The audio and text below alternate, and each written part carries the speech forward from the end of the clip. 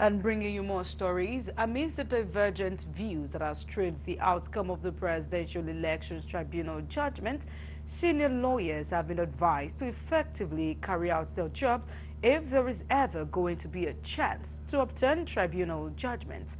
In this report, correspondent John Felix examines the task of upturning the Presidential Election Tribunal judgment. The task of upturning elections, especially a presidential election, has remained a difficult task in the law of Nigeria. With the recent judgment wherein the justices dismissed the petitions for lack of merit, how challenging is it for petitioners to prove their cases? Is the allotted time enough to prove such cases amidst the alleged obstruction by the electoral umpire? It will be very, if not impossible, very difficult to upturn any president who is going to win the election in Nigeria as at of today. We have 774 local governments. A local government, for example, can have as much as 500 polling units. Another can have close to 1,000 polling units. If you are complaining about irregularities in some of those polling units, you must invite a witness who is going to speak to such irregularity, without which you cannot come to court and begin to say that you have irregularities. You can imagine a tribunal wanting to entertain over 2,000 witnesses. For how long? The entire cases were supposed to, the tribunals and the appeals were supposed to be concluded within 180 days in compliance with the Constitution.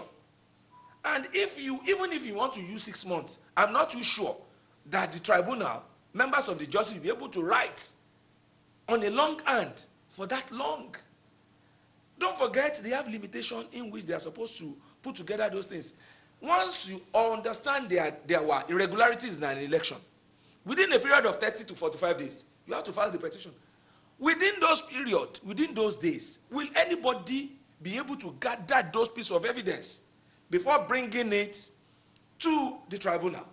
It might be very, very difficult. You must prove beyond reasonable doubt those crimes.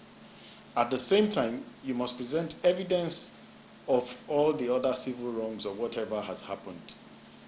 It's a bit difficult. Nigeria is large. It means that you must gather all the pieces of evidence round the whole country. You must present it. You must present those pieces of evidence in the right frame that they must be presented, because in law we have how you can present pieces of evidence. Once there is a problem with all those things, you have removed the carpet from under your feet, and you are bound to lose. How effective was the deployment of the Electoral Act of 2022 as amended in the decisions reached by the justices of the appeal court? Is evidence in court enough to win elections in Nigeria? So whatever thing that appear like non-compliance, majority of them goes into that guidelines that the INEC issued, which is 2023 INEC guidelines. So the Electoral Act 2022, they were followed to a large extent. Don't forget that what is expected during an election petition matters is that if there are substantial compliance, it is not a total compliance. You cannot have a perfect election where you have 100% perfect election. And a country like Nigeria, where the INEC was promising that they were going to publish the result of the election in real time, where there are no network in some villages, where there are no lights to even charge the gadget of these INEC officials, which goes a long way to show that we are running faster than our reality in Nigeria. So we want to believe that it's neither here nor there, but statutorily there were compliance according to what the judgment has actually specified. I feel that this judgment has watered down that amendment. So it's of no effect. The INEC and the courts have shown us that all those amendments have not yet come into place. So there's nothing to it. Look at part of what the court said is that they didn't present witnesses from all over where they. How do you present it?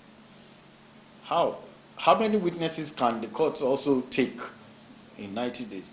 Look at another problem that was faced with INEC. INEC took donkey years to present some of the, to certify some of the documents they were requesting for. Some of those things, you just use it as substitute. But by the time the video evidence is there and all those things are there, you would have placed something before the court. For any meaningful development in Nigeria, the survival of the nation's judiciary remains a collective task for all. From Abeokuta, the State capital, John Felix reporting for Galaxy Television News.